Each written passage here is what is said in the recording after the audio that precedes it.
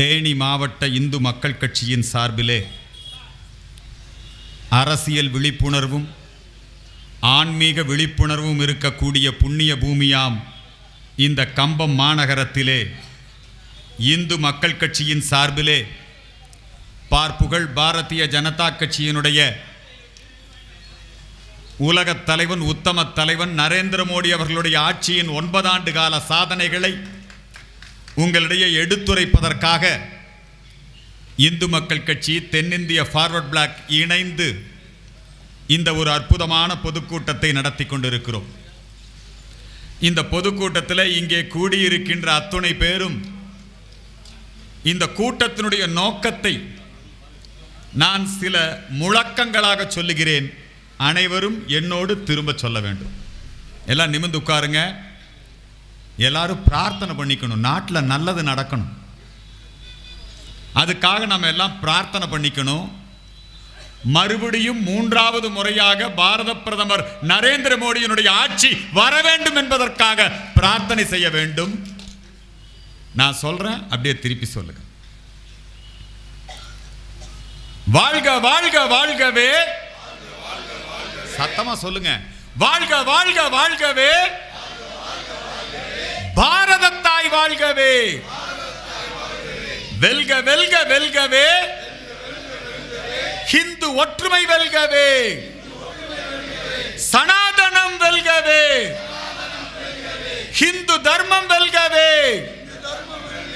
வாழ்க வாழ்க வாழ்கவே. நமச்சிவாய வாழ்கவே. நாதந்தாள் வாழ்கவே. வெல்க வெல்க வெல்கவே. சிவசெங்கோல் வெல்கவே. நந்தி தேவர் வெல்கவே. சிவசெங்கோல் வெல்கவே. நாடாளுமன்றத்தில் இப்ப என்ன ஆட்சி நடக்குது தெரியுமா உங்களுக்கு? என்ன ஆட்சி நடக்குது நாடாளுமன்றத்தில்? இந்த பாண்டிய நாட்டில் கண்ணகி நீதி கேட்டு வந்தா. கண்ணகி நீதி கேட்டு வந்த பொழுது தன்னுடைய கணவனை கொன்று விட்டார்கள். வளையாத செங்கோல் வளைந்தது. செங்கோல் ஒரு இடத்துல ஆட்சி பொறுப்பிலே இருந்தால் அங்க நீதி நிலைநாட்டப்படும். நம்முடைய பாரத பிரதமர் நரேந்திர மோடி புதிதாக நாடாளுமன்ற கட்டிடம் கட்டினார். அந்த கட்டிடத்தினுடைய திறப்பு விழா, அந்த நாடாளுமன்ற கட்டிடத்தினுடைய திறப்பு விழாவிற்கு பாண்டிய மன்னன், சோழர்கள், சேர மன்னர்கள் எந்த ஆண்டவனின் பெயரால் செங்கோல் ஆட்சி நடத்தினார்களோ அதே போல இந்த பாரத நாட்டிலே செங்கோல் ஆட்சி வர வேண்டும் என்று சொல்லி அந்த செங்கோலை கொண்டு வந்து நாடாளுமன்றத்திலே வைத்தார். அந்த திறப்பு விழா நடந்தது. நம்ம சுவாமிகளை எல்லாம் கூப்பிட்டு மரியாதையை நிற்க வச்சு, இப்ப எங்காலு மு.க. ஸ்டாலின் அவர் முதலமைச்சராக பொறுப்பெடுத்துக்கிறாருன்னு வச்சுக்கோங்க, அல்லது ஐயா கருணாநிதி முதலமைச்சராக எடுத்துக்கிறாருன்னு வச்சுக்கோங்க, பாதிரியாரை பூரா கூட்டு உட்கார வச்சுக்கோம் இல்லையா?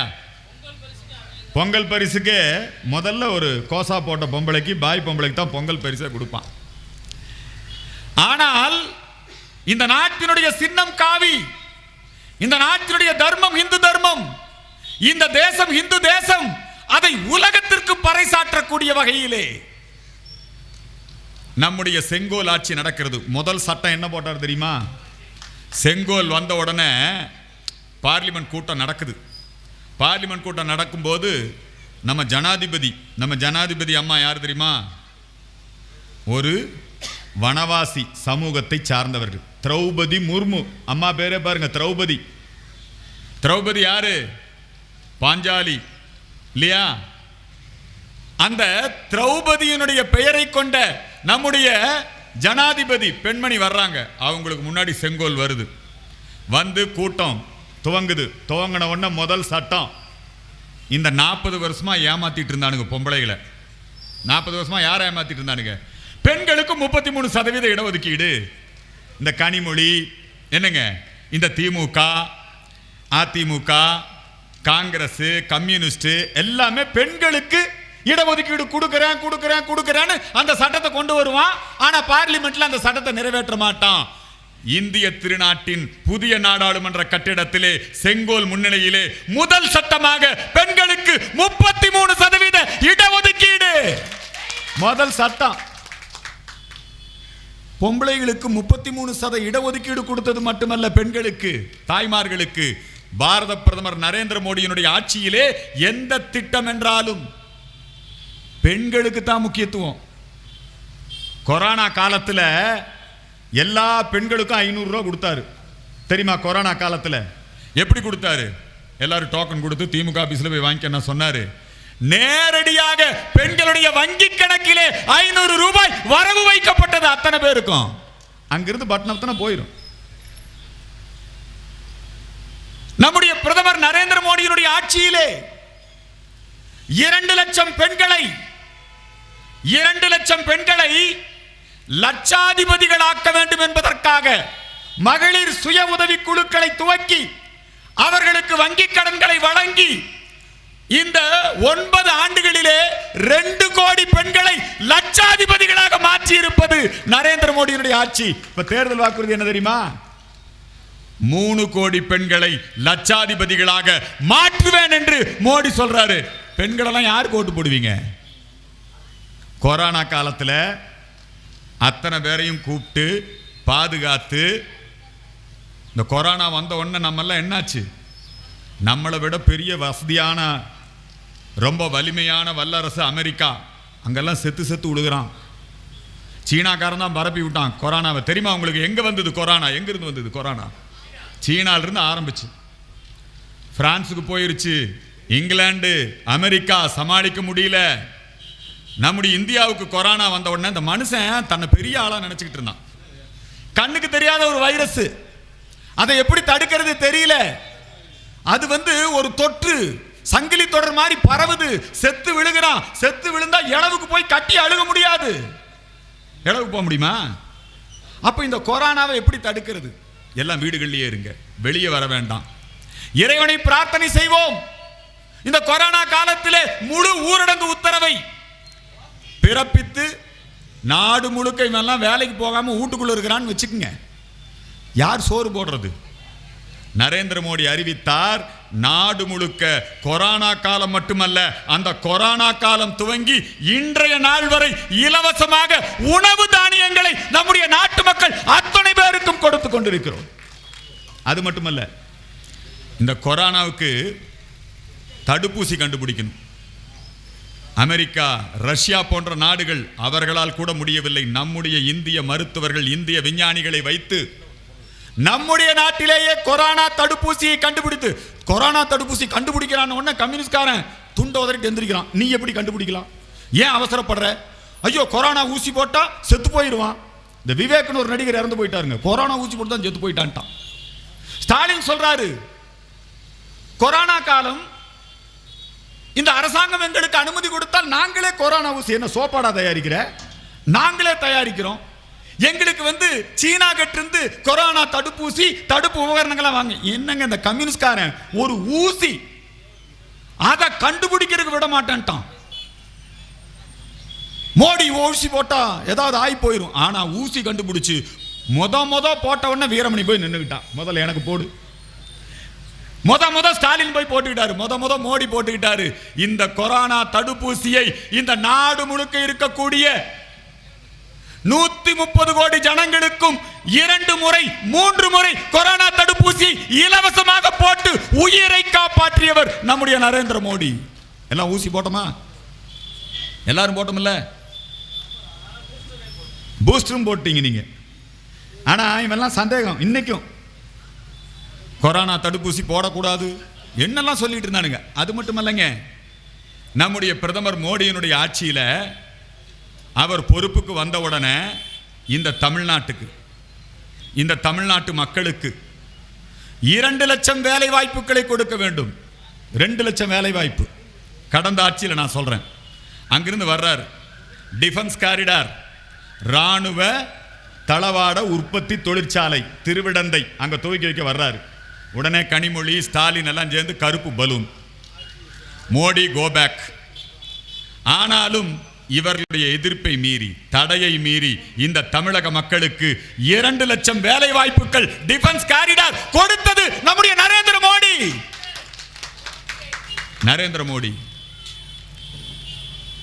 நரேந்திர மோடியினுடைய ஆட்சிக்கு முன்பாக காங்கிரஸ் கட்சியினுடைய ஆட்சி காலத்திலே, கருணாநிதியுடைய ஆட்சி காலத்திலே, திமுக ஆட்சி காலத்திலே, அதிமுக ஆட்சி காலத்திலே நம்முடைய மீனவர்கள் இலங்கையிலே சுட்டு கொல்லப்பட்டார்கள். மீன்பிடிக்க போனா சுட்டு போடுவான். 500க்கும் மேற்பட்ட துப்பாக்கி சூடு சம்பவங்கள், நம்முடைய மீனவர்கள் பாதிக்கப்பட்டார்கள். ஆனால் மோடி ஆட்சிக்கு வந்த பிறகு இலங்கை பணிந்தது, ஒரு மீனவன் கூட சுடப்படவில்லை. இதுதான வரலாறு. பிரதமர் மோடியினுடைய ஆட்சி தமிழ்நாட்டிலே புயல், மழை, வெள்ளம், அந்த புயல், மழை, வெள்ளம் வந்த பொழுது, அதுவும் சமீபத்தில் சென்னையில் வந்துங்க, அங்கே ஒரு நல்ல மேயர் வச்சிருக்காங்க. அந்த அம்மா என்ன பிரியா இல்லைங்களா, பொழுதுபோகலன்னு வச்சிருக்கானா என்னன்னு தெரியல. அந்த அம்மா எல்லாம் என்ன சொன்னாங்கன்னா, நம்ம மந்திரிகள்லாம் எப்பவுமே ஃப்ரீயா இருப்பாங்க. பார்த்த முந்தா நேற்று மோடிஜியை வரவேற்கிறதுக்கு வந்து நின்று இருந்தாங்க. அந்த அம்மா அந்த மேயரை வச்சுக்கிட்டுங்க, வருஷந்தோறும் சென்னையில் மழை பெய்யுது. 1 மணி நேரம் மழை பெய்ஞ்சா சென்னை நேரம் தாங்கல, சென்னை வெள்ளத்திலே மூழ்குகிறது, மக்கள் தவிக்கிறான். அந்த சென்னை மாநகர மக்கள் அனைத்தையும் இழந்து தவிக்கின்ற பொழுது அந்த மக்களுக்கு உதவுவதற்கு திமுக காரன் தயார் இல்லை. தென் மாவட்டங்களிலே மழை, கன்னியாகுமரி மாவட்டம், நெல்லை மாவட்டம், தூத்துக்குடி மாவட்டம், வரலாறு காணாத மழை வெள்ளத்திலே மூழ்கி போய்விட்டது. ஆனால் மக்களுடைய உயிரை காப்பாற்ற வேண்டும். அதற்காக மத்திய அரசாங்கம் ஹெலிகாப்டர்களை அனுப்புகிறது. அனிதா ராதாகிருஷ்ணன் மந்திரி, அவர் வீட்டை விட்டு வெளியே வர முடியவில்லை. சுற்றிலும் மழை வெள்ளம் சூழ்ந்து கொண்டது. 3 நாள் கழிச்சு மத்திய அரசாங்கம், நரேந்திர மோடி இயற்கை பேரிடர் மீட்பு படை நேரடியாக வந்து உங்க மந்திரியவே காப்பாத்தினார். ஆனா அங்க அண்ணன் ஸ்டாலின் எங்க இருந்தார் தெரியுமா? டெல்லியில் இருந்தார். எங்க இருந்தாரு? டெல்லியில. இந்தி கூட்டணி இல்லையா, அங்க போய் கூட்டணி. 3 நாள் மக்கள் மழை வெள்ளத்திலே செத்து கிடக்கிற பொழுது அவர்களை காப்பாற்றாமல் அரசியல் தான் எங்களுக்கு முக்கியம் என்று அங்கே போனார். பாரத பிரதமர் நரேந்திர மோடியினுடைய ஆட்சி நம்முடைய தமிழ்நாட்டு மக்களுக்கு இந்தியாலேயே அதிகமான முத்ரா வங்கி கடன், இந்தியாலேயே அதிகமாக முத்ரா வங்கி கடன் நம்முடைய தமிழகத்து இளைஞர்கள், படித்தவர்கள், புதிய தொழில் முனைவர்கள், இந்தியாலேயே அதிகமாக பலனடைந்த மாநிலம் எதுவென்று சொன்னால் நம்முடைய பாரத பிரதமர் நரேந்திர மோடியுடைய ஆட்சியிலே தமிழ்நாட்டை சார்ந்த இளைஞர்கள் தான் அதிகமாக பலனடைந்திருக்கிறார்கள். தமிழ்நாட்டில் குடிநீர் மிகப்பெரிய பிரச்சனை. கிராமங்களுக்கெல்லாம் ஜலஜீவன் திட்டம். அந்த ஜலஜீவன் திட்டத்திலே தமிழகத்திற்கு ஏறத்தாழ 18,000 கோடி ரூபாய் செலவிலே தமிழகத்திலே இருக்கக்கூடிய எல்லா கிராமங்களுக்கும் குடிநீர் கொண்டு வந்து கொடுத்திருப்பது நம்முடைய பாரத பிரதமர் நரேந்திர மோடியினுடைய திட்டம். மோடியினுடைய ஆட்சியில லஞ்சம், ஊழல் யாராவது சொல்ல முடியுமா? பாரத பிரதமர் நரேந்திர மோடியோ அல்லது நம்முடைய மத்திய அமைச்சர்கள் மீது யாராவது இந்த 9 ஆண்டு கால ஆட்சியிலே ரபேல் ஊழல் நான் நீதிமன்றமே கூப்பிட்டுது, ஏய் ராகுல் இங்க வா, என்ன ஆதாரம் இருக்கு உங்கள்கிட்ட சொல்லு, பொய் பிரச்சாரம் பண்ணாத, மன்னிப்பு கேளு, ரபேல் ஊழல் என்பது ஒரு பொய் பிரச்சாரம் என்று நீதிமன்றத்தில் போய் இந்த ராகுல் மன்னிப்பு கேட்டான். எந்த குற்றச்சாட்டும் ஊழல் குற்றச்சாட்டே கிடையாது. ஆனா இங்க எங்காளு அண்ணன் மு.க. ஸ்டாலின் பொறுப்பெடுத்துக்கிறார். 2 வருஷம் ஆட்சி. 2 வருஷம் ஆன உடனே நம்மால் இங்க பிடிஆர் பழனிவேல் தியாகராஜன் நிதியமைச்சர், கணக்குள்ள இல்லையா, அமெரிக்கா ரிட்டர்னு, அவர் வந்த உடனே என்னன்னாருன்னா தமிழ்நாட்டு பொருளாதாரத்தை எல்லாம் சரி பண்ணணும்னு 5 பேர் கொண்ட ஆலோசனை குழு போட்டாரு. அந்த 5 பேர் இப்ப எங்க இருக்காங்கன்னு தெரியல. பொருளாதாரத்தை முன்னேற்றுவோம்னு அவர் சொல்றாரு, போன்ல சொல்றாரு, ஐயா இது பிஜேபி காரன் சொல்ற குற்றச்சாட்டு அல்ல, இது அதிமுக காரன் சொல்ற குற்றச்சாட்டு அல்ல. மு.க. ஸ்டாலினுடைய நிதியமைச்சர் பழனிவேல் தியாகராஜன் தொலைபேசியில பேசுறார். இந்த 2 வருஷத்துல முதலமைச்சருடைய குடும்பத்தை சார்ந்த உதயநிதி, மருமகன் சபரீசன், அந்த முதல் குடும்பம் 30,000 கோடி ரூபாய் அவங்க அப்பா சம்பாதிச்சதை விட, அப்பானா யாரு? மு.க. ஸ்டாலின். அவங்க தாத்தா சம்பாரிச்சதை விட, தாத்தானா யாரு? கருணாநிதி. இவங்கெல்லாம் கூட 30,000 கோடி சம்பாரிச்சது இல்ல. ஆனா இந்த 2 வருஷத்துல உதயநிதி மருமகன் சபரீசன் 30,000 கோடி சம்பாரிச்சுட்டான். அதை எப்படி கொண்டு போய் கணக்கு வைக்க தெரியல. யார் பேசுறா? அண்ணாமலை பேசினாரா? அண்ணாமலைய டிஎம்கே ஃபைல்ஸா? உங்க ஆளு துரைமுருகன் அவர் பேசுறாரு.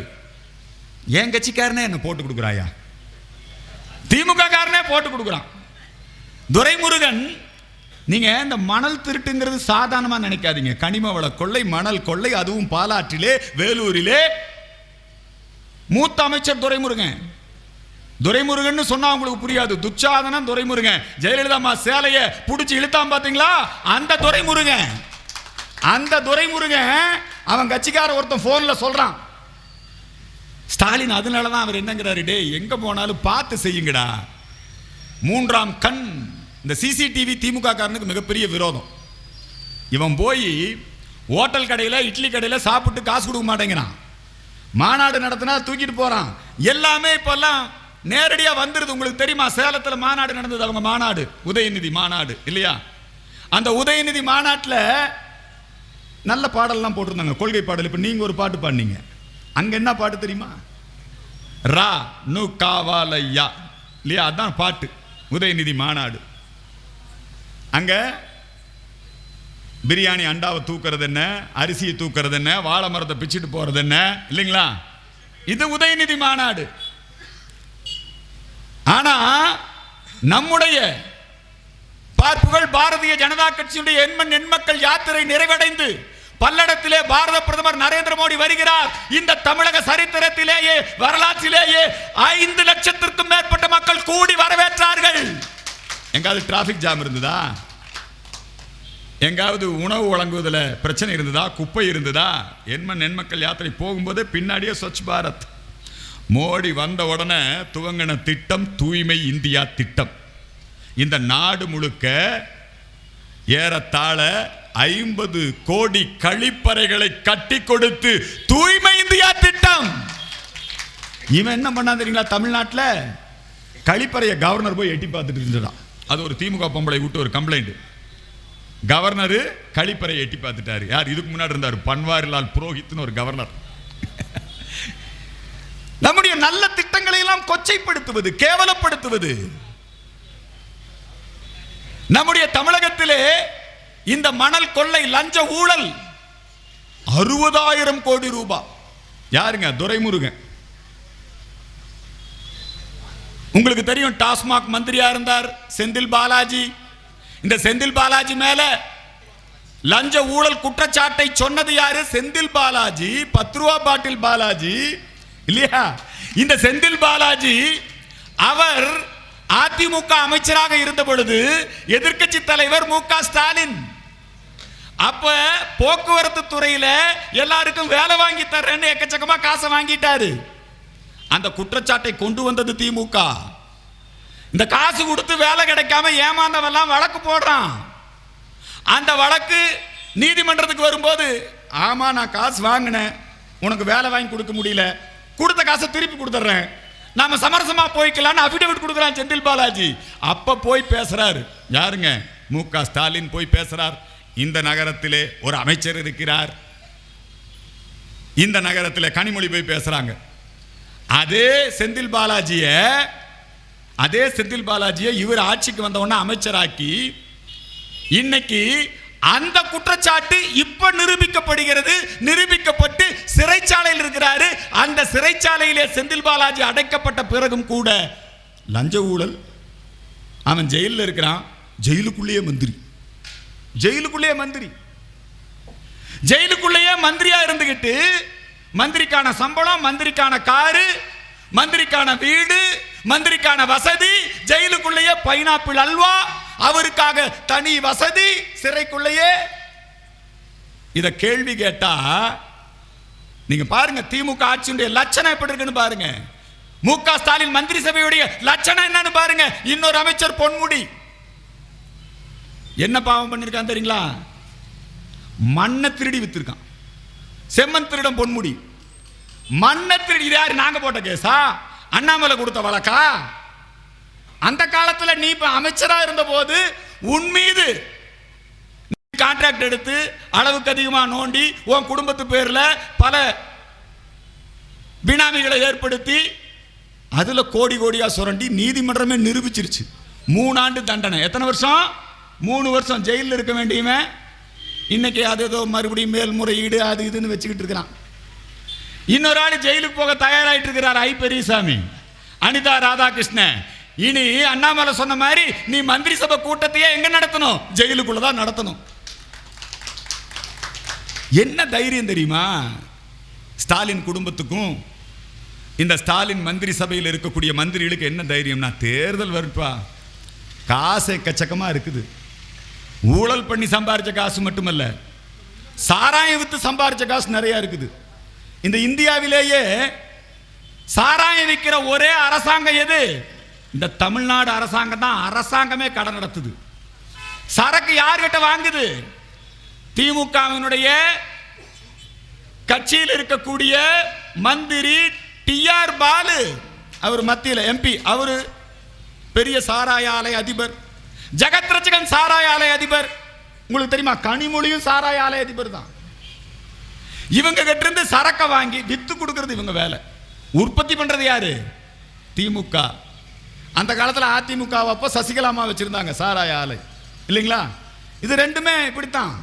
இந்த சாராய பணம் அவர்களிடம் இருக்கிறது. வந்தா ஓட்டுக்கு எத்தனை வேணா கொடுக்கலாம். அண்ணா, சாராய பணம் மட்டுமல்ல, லாட்ரி பணம். ஜெயலலிதா அம்மா இருந்த வரைக்கும் லாட்ரியை உள்ள விடாம வச்சிருந்தாங்க. மார்ட்டின் நீங்க வர முடியுமா? இப்ப மார்ட்டின் மருமகன் அர்ஜுன்னு பேரு. இங்க இருக்கிற இந்த விடுதலை சிறுத்தைகள் அந்த கட்சியவே 25 கோடி ரூபாய் கொடுத்து வாங்கிட்டான். Lottery lottery மாஃபியாக்கள். கருணாநிதி எழுதின அந்த கதவசனம் இளைஞன் இல்லையா? லாட்ரி மார்ட்டினுடைய அந்த லாட்ரி மாஃபியாவுடைய உலகம் முழுக்க லாட்டரி மோசடியில ஈடுபட்ட மார்ட்டினுடைய பணம் தான் திமுகவை நடத்தி கொண்டிருந்தது. லாட்டரி மாஃபியா, சாராய மாஃபியா, இப்போ ட்ரக் மாஃபியா. அவரு திருமாரஞ்சி அவன் அயலக அணின்னு ஒன்று வச்சிருக்கான் புதுசா. திமுக என்ன அணி? அயலக அணி. அந்த அயலக அணியில் இருக்கிறான் ஜாஃபர் சாதிக். ஜாஃபர் சாதிக்கோட தம்பி சலீம், அவர் விடுதலை சிறுத்தை கட்சியில் இருக்கிறார். 4 பேர் இன்னும் காணோம். இவங்களுக்கெல்லாம் கூட்டாளி அமீர். ஏங்க நீங்க எந்த அளவுக்கு இந்த திமுகவுக்கு இவங்களுக்கு லிங்க் இருக்கு பாருங்க. என்ன ஏங்க, நம்ம தமிழ்நாட்டு போலீஸ் எவ்வளவு சிறந்த போலீஸ், நம்ம தமிழ்நாட்டினுடைய உளவுத்துறை எவ்வளவு சிறந்த உளவுத்துறை. இந்த திமுக ஆட்சியில் உளவுத்துறை எப்படி இருக்கு தெரியுமா? ராமநாதபுரத்திலிருந்து ஒரு மாற்றுத்திறனாளி அவன் என்னங்கிறான்னா, நான் பாகிஸ்தானில் போய் ஜெயிச்சு கப்பு வாங்கிட்டு வந்துட்டேன்னு நேராக உதயநிதி கிட்ட போய் ஒரு கப்பை கொடுக்குறான். என்னங்க, அதுக்கப்புறம் முதலமைச்சர்கிட்ட போய் ஒரு கப்பை கொடுக்குறான். அது வேற கப்பு, இது வேற கப்பு. என்னங்க, ஏண்டா முதலமைச்சர் அலுவலகம் எப்படி இயங்குது, உதயநிதி அலுவலகம் எப்படி இயங்குது, உளவுத்துறை எவ்வளவு பெரிய ஃபெயிலியர். அதே மாதிரி தான் அமீர் கூட்டிட்டு போறாரு. அமீர் யாரை கூட்டிட்டு போறாரு? ஜாஃபர் சாதிக் கூட்டிட்டு போறாரு. உதயநிதியை சந்திக்கிறாரு, டிஜிபியை சந்திக்கிறாரு, முதலமைச்சரை சந்திக்கிறாரு. அவன் சந்திக்காத ஆளே கிடையாது. புது புது தொழில் துவங்குறாங்கிறாங்க. தயவு செய்து சொல்லுகிறேன், பாவம் செய்யாதீர்கள். லஞ்ச ஊழலை கூட நாங்கள் என்னைக்கு இருந்தாலும் பிடிச்சிருவோம். அதுவும் தலைவர் மோடி வந்து சென்னை கூட்டத்தில் அறிவிச்சிட்டாரு, திமுக கார லஞ்ச ஊழல் பண்ணி சேர்த்து வச்சிருக்கிற அத்தனை சொத்தும் மக்கள் சொத்து, அதை நாங்க பறிமுதல் செய்தே தீருவோம். அதை பிடிச்சிக்கலாம். ஆனா திமுக காரன் காலில் விழுந்து கேட்கிறேன், தயவு செஞ்சு போதைப் பொருளுக்கு இல்லைங்களா இளைஞர் சமுதாயம் என்ன ஆகும்? பாண்டிச்சேரியிலங்க ஒரு சிறுமியை கற்பழிச்சிருக்கான், பெற்ற தாயை கொல்றான். நீங்க நம்ம மாணவர்கள் படிக்க போறாங்க, நம்ம இளைஞர்கள் போறாங்க, கஞ்சா போதைப் பொருளுக்கு அடிமையாக இருக்கிறார்கள். இதுக்கு போய் நீ ஆதரவா இருக்கிறியே, இந்த போதை நீ சர்வாதிகாரியா மாறுவேன்னு சொன்னிய ஸ்டாலின். உங்க அண்ணன் மகன் இன்னைக்கு ஆஸ்பத்திரியில் இருக்கிறார், அப்பல்லோல சவுக்கு சங்கர் சொல்றான் போதை தான். நீங்க எல்லாம் உள்ளூர்காரங்க, உங்களுக்கு தெரியும். அண்ணன் ஆனாவோட மகன் இல்லையா? ஏங்க இந்த பாவத்தை பண்ணலாமா? கருணாநிதி ஒரு மிகப்பெரிய பாவத்தை செய்தார். என்ன? நாடு முழுக்க மதுவிலக்கு இருந்தது, இந்தியா முழுக்க. தமிழ்நாட்டில் மட்டும் அவர் என்ன பண்ணாரு? சாராய கடை திறக்கிறதுன்னு முடிவு பண்ணார். மூதறிஞர் ராஜாஜி போய் கையை பிடிச்சிட்டு கேட்டாரு, சாராய கடையை மட்டும் திறக்காத. ஆனாலும் கருணாநிதி சாராய கடையை திறந்தார், கள்ளுக்கடையை திறந்தார். இன்னைக்கு சாராயம் வித்து அந்த பணத்துல தான் கவர்மெண்ட். சாராயத்தை எப்படி எல்லாம் மார்க்கெட் பண்ண முடியும்? ஏடிஎம்ல விற்கலாமா சாராயம்? இல்லையா? ஏடிஎம்ல விற்கலாமா, பேக்கெட்ல விற்கலாமா, டோர் டெலிவரி கொடுக்கலாமா? சாராயத்தை எப்படி விற்கலாம்? எங்க அண்ணன் முத்துசாமி பழைய அதிமுக காரரு, அவர் இப்போ செந்தில் பாலாஜி உள்ள போனதுனால அவர் மந்திரி. குடிகாரன் சொன்னா கோச்சுக்கிறாரு. இந்த காலையிலேயே வந்து குடிக்கிறவங்களை குடிகாரன் சொல்லாதீங்க, அவங்க எல்லாம் மரியாதைக்குரியவங்க. என்னங்க அநியாயமா இருக்குது? தமிழ்நாடு இந்தியாவிலேயே நாங்களா சொன்னோம் விதவைகள் அதிகமாக வாழுகின்ற மாநிலம்? யார் சொன்னா? கனிமொழி. இப்ப கனிமொழி கூட்டத்தில் 100,000 ஒருத்தர் மேல ஏறி வந்துட்டான். எப்படிங்க நம்ம வருங்கால சந்ததியை நினைக்க வேண்டாமா? நம்ம குடும்பத்தில் ஒருத்தர் இப்படி போதைப் பொருளுக்கு அடிமையாகி மாட்டிக்கிட்டா நம்ம என்ன பண்ணுவோம்? நம்ம குழந்தைங்க மாட்டிக்கிட்டா நம்ம என்ன பண்ணுவோம்? இந்த பாவத்தை மட்டும் பண்ணாதே, நீ என்ன வேணா அரசியல் பண்ணு. வருங்கால தலைமுறை இப்படி பண்ணலாமா? உங்களுக்கு எவ்வளவு நல்ல வாய்ப்பு கிடைச்சிருக்கு. உங்க அப்பா முதலமைச்சர், நீங்க முதலமைச்சர், அடுத்து உங்க மக அமைச்சர், உங்க குடும்பமே ஆளுது. உங்க குடும்பம் மாதிரி எல்லா குடும்பமும் நல்லா இருக்கணும்னு நினைக்கணும் இல்ல? உன் குடும்பம் மட்டும் வாழ்ந்தா போதுமா? இது நியாயமா? பாரத பிரதமர் நரேந்திர மோடியை பாருப்பா, அவங்க அம்மா இறந்துட்டாங்க. எங்க ஐயா பெருந்தலைவர் காமராஜர், எங்க ஐயா முத்துராமலிங்க தேவர், இந்த தமிழகத்தினுடைய முதலமைச்சராக இருந்த உத்தமர் ஓமந்தூரார், அவங்க எல்லாம் எப்படி வாழ்ந்தாங்க? முதலமைச்சர் அப்படின்னா அந்த அமைச்சருக்கு உண்டான ஒரு வீடு கொடுப்பாங்க, ஒரு கார் கொடுப்பாங்க. அந்த அமைச்சருக்கு உண்டான, பிரதமர்னா அதுக்கு ஒரு வீடு. கருணாநிதி மாதிரி சின்ன வீடு பெரிய வீடு பல வீடு கிடையாது. இன்னைக்கு நம்முடைய பிரதமர் அவர் வீட்டில் அந்த 9 வருஷமா இருக்காரு. பிரதமர் இல்லத்துக்கு ஒரு நாளாவது அவங்க அண்ணன் தம்பி போயிருக்காங்களா? பிரதமர் இல்லத்துக்கு ஒரு நாளாவது அவங்க அம்மா போயிருக்கா? அந்த அம்மா 100 வயது வாழ்ந்த அந்த அம்மா, மோடிஜி போய் அந்த அம்மாவுக்கு ஒரு பாத பூஜை பண்றாரு. பண்ணணும்னு அந்த அம்மா சுருக்கு பையிலிருந்து ஒரு 100 ரூபா பணத்தை எடுத்து மோடிஜி ஜோப்பில் வைக்கிது. டேய், நீ எங்க இருந்தாலும் நேர்மையானவனாக இருக்க வேண்டும். அவங்க தான் பாரத தாய், அவங்க தான் எங்க அம்மா. ஒரு நாளாவது மோடிஜி அந்த அம்மாவை கூட்டிட்டு போய் டெல்லியில் ஒரு விமானத்தில் கூட்டிட்டு போனாரா? நீ என்ன பண்ற? துபாய்க்கு குடும்பத்தோட போற, மூலதனங்களை ஈர்க்கிறேன்னு. நீ போறதுக்கு முன்னாடி மருமகன் போயிடுறான், மகன் போயிடுறான், குடும்பத்தை ஸ்பெயினுக்கு போறாரு. யார? துர்காவை கூப்பிட்டு. உளவுத்துறை டிஐஜி, அது வேற கதை, அது விடுங்க. ஒரு நாளாவது நரேந்திர மோடியினுடைய தாய் இறந்து விடுகிறார், மோடிஜி வர்றாரு. எவனும் எந்த அதிகாரி எந்த மந்திரி எவனும் வரக்கூடாது. நான் எங்கள் அம்மா இருந்துட்டாங்க, நான் ஒரு தனி மனிதன், நான் கொள்ளி வைக்கிறேன், நான் என்னுடைய கடமையை செய்யறேன். செஞ்சு முடித்த அடுத்த 3வது மணி நேரத்தில் மேற்கு வங்காளத்திலே சென்று வந்தே பாரத் ரயிலை துவக்கி வைத்தார். இப்படி ஒரு தலைவனை எங்காவது பார்க்க முடியுமா? நீங்க இப்படி எங்காவது ஒரு தலைவனை பார்க்க முடியுமா? நீங்க எங்க தமிழ்நாட்டுக்கு இந்த மாதிரி தலைவர் வேணுங்க. இந்த தலைவரை வந்து மோடி கோபேக், மோடி வரக்கூடாது, எவன் வேணா வரட்டும், எந்த கட்சி வேணா வளரட்டும், பிஜேபி வந்துடக்கூடாது. அதுக்கு ஏடிஎம்கே டிஎம்கேவே ஒன்று சேர்ந்து வேலை செய்யலாங்கிறான். பிஜேபி வந்துடக்கூடாது. ஏப்பா,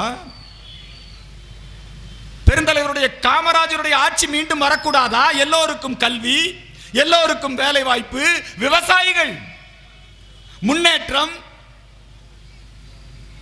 தமிழ்நாட்டில் பொலிவுறு நகரங்கள் திட்டம், ஸ்மார்ட் சிட்டி திட்டம் நாளைக்கு துவக்கி வைக்கிறாருங்க. யாத்திரை திட்டம் மோடி துவக்கி வைக்கிறார். நவகிரக தலங்களுக்கு சுற்றுலா போவதற்கு திட்டம். இந்த தமிழ்நாட்டில் இருக்கிற எல்லா மக்களையும் காசிக்கு கூட்டிட்டு போய், நீரெல்லாம் கங்கை, நிலமெல்லாம் காசி, மண்ணெல்லாம் திருநீரு, கல்லெல்லாம் சிவலிங்கம், தேசமே தெய்வம், காசியிலே சென்று காசி விஸ்வநாதர் கோயிலை புனரமைத்து காசியிலே சிவபெருமான் முதற் சங்கம், இடைச்சங்கம், கடைச்சங்கம் என்று 30 சங்கங்களை வைத்து தமிழ் வளர்த்தார். காசியிலே சென்று காசி தமிழ் சங்கமம் நடத்திய தலைவர் நம்முடைய நரேந்திர மோடி. அயோத்தியிலே எம்பெருமான் ஸ்ரீ ராமச்சந்திரமூர்த்தி அவதரித்த அந்த புண்ணிய பூமியிலே மீண்டும் ஆலயம். கலவரம் இல்லை, சட்டப்படி ஆலயம். திருமாவளவன் கேட்கிறாரு, என்னடா கருவறைக்குள்ள விட மாட்டேங்கிற? பிராமின்ஸ் மட்டும்தான் கருவறைக்குள்ள போகணுமா? ஐயரு, அர்ச்சகர், பூஜாரி தான் போகணுமா? ஏன் மத்த ஜாதிக்காரன் போக கூடாதா? கேட்டாரா இல்லையா திருமாவளவன்? இப்ப கேட்கிறாரு, நரேந்திர மோடிக்கு என்ன தகுதி இருக்கிறது? அவர் என்ன பிராமணரா, மடாதிபதியா? அவர் எப்படி போய் பிரதிஷ்டை செய்யலாம்? அறிவில்லை உனக்கு? நீ என்ன சொன்ன? எங்க சனாதன தர்மத்தில், ஹிந்து தர்மத்தில் ஆண்டவன் முன்பாக அனைவருமே சமம். ஆண்டவன் முன்பாக அவன் தான் இவன் தாங்கிறதா கிடையாது, எல்லோரும் சமம். பிராண பிரதிஷ்டைன்னா என்ன அர்த்தம் தெரியுமா? பிராண பிரதிஷ்டை, பிராணன்னா என்ன? உயிர். பிராணன்னா என்னமா? உயிர் தானே. அந்த பிராணன் உயிர். நம்முடைய இந்துக்களுக்கு, பக்தர்களுக்கு கடவுள் என்பது உயிர். ராமன் என்பது உயிர். ஜெய் ஸ்ரீராம் என்பது உயிர். ராம் ராம் என்பது உயிர். அந்த உயிரை கொண்டு போய் 140 கோடி மக்களின் சார்பிலே முறையாக தவம் இருந்து, முறையாக விரதம் இருந்து, சபரிமலைக்கு மாலை போடுறோம், காலில் செருப்பு போடுவோமா? சைவ உணவு தானே சாப்பிடுவோம், தரையில தானே படுப்போம், இல்லையா? ராம் நம்முடைய சாமியே சரணமையப்பா. அதே மாதிரி நரேந்திர மோடி ராமன் எங்கு தவம் இருந்தானோ அந்த சித்திரக்கூடத்திலே வெறும் தண்ணி மட்டும்தான் குடிச்சிட்டு இருந்தார். ராம நாமத்தை முணுமுணுத்துக் கொண்டிருந்தார். முறையான பூஜைகளை செய்தார், பயிற்சிகளை செய்தார். ஒரு ஒரு மக்களுடைய பிரதிநிதியாக அவர் தனி மனிதன் அல்ல. 140 கோடி மக்களும் ஒன்றாக சேர்ந்து இருக்கின்ற எம்பெருமான் ஸ்ரீ ராமச்சந்திர மூர்த்தியினுடைய ஆலயத்தில் போய் பிராண பிரதிஷ்டை பண்ணியிருக்காரு, உயிரை பிரதிஷ்டை பண்ணியிருக்காரு. அதை போய் மோடிக்கு என்ன தகுதி இருக்குன்னு நீ கேட்குற? இன்னொருத்தன் கேட்குறான், லல்லு பிரசாத் யாதவ். அவனுக்கு 9 குழந்தை. ஒரு குழந்தைக்கு பேரு மிசா. ஒரு குழந்தைக்கு பேர் என்ன? நீங்க அந்த காலத்தில் கேள்விப்பட்டிருப்பீங்க, மிசா மோகன். இந்த ஊர்லயும் மிசாக்காரங்கெல்லாம் நிறைய இருந்திருப்பாங்க, இல்லையா? மிசா பாண்டியன், மிசா கருணாநிதி, மிசா ஸ்டாலின், மிசா சிட்டி பாபு, எல்லாம் மிசான்னு ஒரு சட்டம் போட்டு இந்த திமுக காரனை பூரா இந்திரா காந்தி அம்மா பிடிச்சி உள்ள வச்சிருச்சு. ஸ்டாலினை பிடிச்சி உள்ள வச்சிருச்சு. ஸ்டாலின் உள்ள இருக்கும்போது ஒரு போலீஸ்காரர் அடிக்கிறாரு. சிட்டி பாபு அந்த ஸ்டாலின் மேல விழுந்து அவருடைய உயிரை காப்பாத்தினாராம். அதை இப்ப எல்லா இடத்துலையும் ஒரு போட்டோவா வைக்கிறான். ரஜினிகாந்த் எல்லாம் கூட்டிட்டு போய் காட்டுறான். கவர்மெண்ட் செலவுல ஸ்டாலின் மிசால இருந்தாரு. அப்போ உதயநிதி வேற தூக்கிட்டு துர்காமா நிக்குது. என்னங்க, மிசா நேரத்துல தான் கல்யாணமே நடந்தது. அப்புறம் எப்படா உதயநிதி வந்தான் கையில, கை குழந்தையோட. அது ரஜினிகாந்த் அதை போய் பார்த்துட்டு, ஓ அப்பவே உதயநிதி, கல்யாணத்துக்கு முன்னாடியே உதயநிதி பிறந்துட்டாரா? எப்படி எல்லாம் ஏமாத்தலாம் பாருங்க. இப்ப ஊருக்கு ஒரு பேனாவை கொண்டு வர்றான், பாத்தீங்களா? இந்த புத்தக கண்காட்சி, இந்த பேனா வைக்கிறது, ஊருக்கு இழுத்துட்டு வந்து எல்லாம் கருணாநிதி, எங்க பார்த்தாலும் கருணாநிதி. இந்த நாட்டுக்கே கருணாநிதி நாடுன்னு பேர் வச்சிருவான் போல் இருக்கு. 234 தொகுதியிலும் கருணாநிதிக்கு சிலை, கலைஞர் நூற்றாண்டு விழா, கருணாநிதி பெயரில் நூலகம், கருணாநிதி பெயரில் கோட்டம், கருணாநிதி பெயரில் நினைவு மண்டபம். எங்க பார்த்தாலும் கருணாநிதி. ஏன்டா இந்த நாட்டில் வேற எவனுமே பிறக்கலையா? இந்த நாட்டில் வேற தலைவனே இல்லையா? கடல்ல கொண்டு போய் பேனா, இதுக்கெல்லாம் எப்படா நிதி கிடைச்சது? மாணவர்களுக்கு மடிக்கணினி கொடுப்பதற்கு நிதி இல்லை. யார் சொல்றா? கல்வி அமைச்சர், உதயநிதி ரசிகர் மன்ற தலைவர், இல்லையா? கல்வி அமைச்சர் யாருங்க? உதயநிதி ரசிகர் மன்ற தலைவர் யாரு? அவர் சொல்றாரு மடிக்கணினி. இப்ப நிதி நிலைமை சரியில்லை. ஏண்டா ஊருக்கு கருணாநிதி பேனாவை தூக்கிட்டு சுத்துறீங்க, அதுக்கெல்லாம் வாய்ப்பு இருக்குது, நிதி இருக்குது.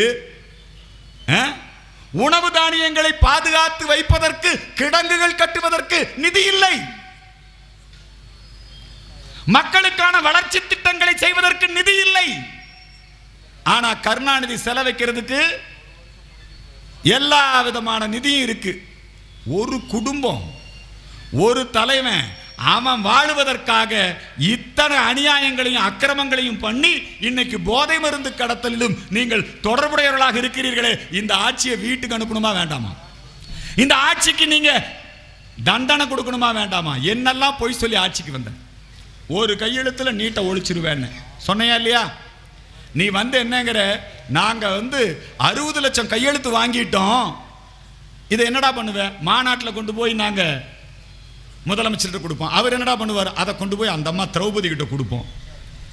ஏன்னா ஒரு கையெழுத்துல நீட்டை ஒழிப்பேன்னு சொல்லிட்டு ஊருக்கு புல்லட்ல போயிட்டு நீ மக்களை ஏமாத்திட்டு இருக்காங்க. வேற எவனாவது படம் தயாரிக்க முடியுமா? வேற யாராவது தியேட்டரை வாடகைக்கு எடுக்க முடியுமா? பாருங்கப்பா, அவர் ஒருத்தர் மருதுன்னு ஒரு படம் இல்லையா,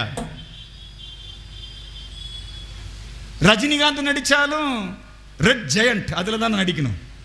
கமலஹாசன் நடிச்சாலும் ரெட் ஜெயண்ட், கமலஹாசன் நடிச்சார். விக்ரம் இல்லையா, போதைப் பொருள் மாஃபியா. அந்த போதைப் பொருள் மாஃபியாலாம் யாரான்னு பார்த்தா இவனுக்கு தான். வேற யாரு போதைப் பொருள் மாஃபியா? அஜித் நடிச்சாலும் விஜய் நடிச்சாலும் யார் நடிச்சாலும் இந்த சினிமால மட்டுமே உதயநிதி சம்பாதித்த பணம் 1200 கோடி ரூபாய் ஓராண்டுக்குள்ள. என்னடா பண்ண போறீங்க இத்தனை பணத்தை வச்சுட்டு? என்ன பண்ண போறீங்க? யாரை ஏமாத்துறீங்க? மோடியினுடைய வாழ்க்கை என்ன, உங்கள் வாழ்க்கை என்ன? தமிழகத்திற்கு ஒரு காமராஜராக, தமிழகத்திற்கு ஒரு ஐயா பசுமன் முத்துராமலிங்க தேவராக, தமிழகத்திற்கு ஒரு ராஜாஜியாக, தமிழகத்திற்கு ஒரு உத்தமர் ஓமந்தூரராக, தமிழகத்திற்கு ஒரு குமாரசாமி ராஜாவாக, தமிழகத்திலும் இந்த கழகங்களின் ஆட்சி ஒளிந்து தமிழகத்திலே ஒரு தேசிய கட்சியினுடைய ஆட்சி, ஒரு வளர்ச்சியினுடைய ஆட்சி வர வேண்டாமா? எந்த திட்டம் வந்தாலும் எதிர்ப்புங்க. கூடங்குளத்திலே மின்சாரம் உற்பத்தியா? நல்ல வேளை கம்யூனிஸ்ட்கார அதில் பேசாம இருந்துட்டாங்க. அது ரஷ்யா.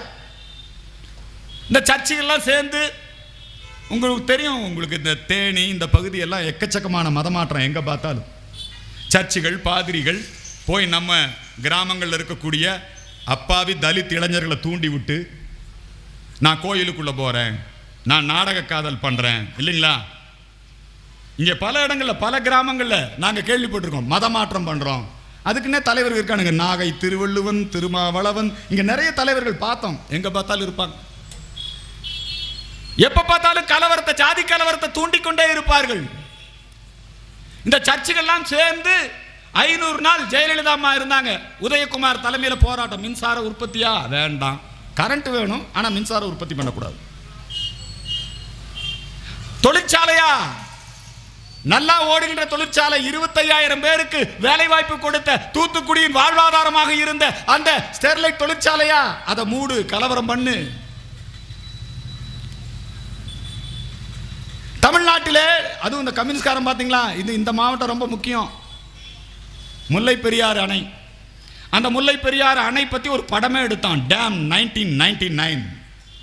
முல்லை பெரியாறு உடஞ்சு அது அப்படியே போய் கேரளாவே மூழ்கிற மாதிரி இங்கெல்லாம் கட்டுக்கதைகளை கட்டி விட்டு அந்த முல்லை பெரியாறு அணைக்கு எதிராக கம்யூனிஸ்டுகள் தயாரித்து இங்கே நம்முடைய தமிழகத்தினுடைய உரிமைகளை அடமானம் வைக்கக்கூடிய போராட்டம். எத்தனை போராட்டம் பண்ணா எடப்பாடி ஆட்சியில்?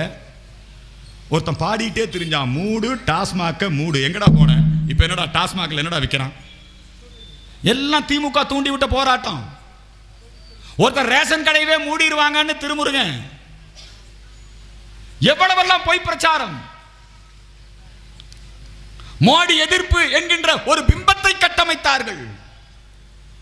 ஆனால் இன்றைக்கு என் மண் என் மக்கள் யாத்திரை மூலமாக இன்றைக்கு அந்த பிம்பம் உடைக்கப்பட்டு தமிழகத்திலே மிக வலிமையாக பாரதிய ஜனதா கட்சி காலூன்றி விட்டது. அவெல்லாம் பயந்துக்கிறான். திமுக காரன், அதிமுக காரன், இந்த ஜாதி மத அரசியல் நடத்துறவன் எல்லாம் பயந்துக்கிறான். டே மோடி மட்டும் வந்துடக்கூடாதுடா, இப்படிதான் இருக்கிறானுங்க. ஆனால் அதை மீறி இன்னைக்கு நமக்கு செல்வாக்கு அதிகரித்து கொண்டிருக்கிறது. மக்கள் நம்மை ஆதரிக்க துவங்கி இருக்கிறார்கள். மக்கள் பாரதிய ஜனதா கட்சிக்கு வாக்களிக்க தயாராகிவிட்டார்கள். தமிழகத்திலும் ஒரு நல்ல ஆட்சி வர வேண்டும். தமிழகத்திலே மோடியினுடைய நல்லாட்சி வரணும். தமிழகத்திலே நம்முடைய ஒரு அரசியல் மாற்றம் வரணும். நான் இப்போ தமிழ்நாட்டில் நடந்துட்டு இருக்கிறது வெறும் ஆட்சி மாற்றம் அல்ல. இந்த 2.5 வருஷம் இவன் பண்ண பாவம் இருக்குங்களே, கொஞ்சம் நஞ்சம் கிடையாது. இந்த 2.5 வருஷம் மக்களுக்கு என்ன மின் கட்டண உயர்வு, சொத்து வரி உயர்வு, பால் விலை உயர்வு, சும்மா ஒரு சில கவர்ச்சி திட்டம். பெண்கள் இலவசமாக பயணிக்கலாம், 1000 ரூபா மாதம் கொடுக்குறோம், இதை வச்சு ஜெயிச்சிடலான்னு நினைக்கிறான். தேர்தல் நேரத்தில் பணம் கொடுத்து ஜெயிச்சிடலான்னு நினைக்கிறான். ஆனால் அன்பிற்குரிய மக்களே, இவர்களை நீங்கள் இவர்களிடம் ஏமாந்து விடக்கூடாது. இப்போ வந்திருக்கிற நீங்கள் அத்தனை பேரும் ஒரு உறுதிமொழி எடுத்துக்கணும். நான் சொல்ற திருப்பி சொல்லுங்க. எங்கள் ஓட்டு, சத்தமா சொல்லுங்க, எங்கள் ஓட்டு தாமரைக்கு வாக்களிப்போம், வாக்களிப்போம். நரேந்திர மோடிக்கு வாக்களிப்போம். தாமரைக்கு வாக்களிப்போம், தாமரைக்கு வாக்களிப்போம். நரேந்திர மோடிக்கு வாக்களிப்போம், நரேந்திர மோடிக்கு வாக்களிப்போம். நம்முடைய இந்த வரக்கூடிய நாடாளுமன்ற தேர்தலில் 40 பாண்டிச்சேரி உள்ளிட்ட 40 நாடாளுமன்ற தொகுதியிலும் நரேந்திர மோடியை தாமரை சின்னத்தை வெற்றி பெற வைப்பது யாருடைய பொறுப்பு? யாருடைய பொறுப்பு? உங்களுடைய பொறுப்பு, நம்முடைய பொறுப்பு. இங்க வந்திருக்கிறவங்க அத்தனை பேரும் மறக்காம தாமரை சின்னத்துக்கு வாக்களிப்பீங்க.